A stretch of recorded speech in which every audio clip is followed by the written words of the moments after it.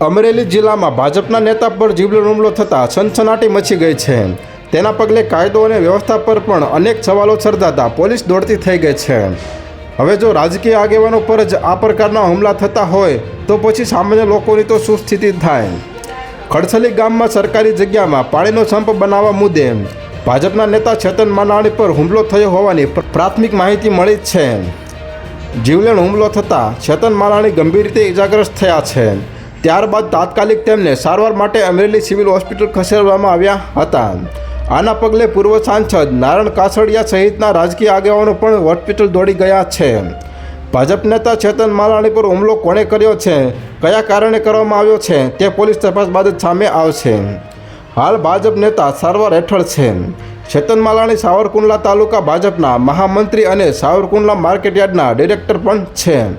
તો હાલ ત્યાર માટે આટલું મિત્રો, ફરી મળીએ નવી અપડેટ સાથે। તે પહેલાં વિડીયોને લાઇક કરી ચેનલને સબસ્ક્રાઇબ કરી દેજો અને પાસે આવેલું બેલ આઇકન પણ દબાવી દેજો, જેથી તમને નવી નવી ખબરો મળતી રહે।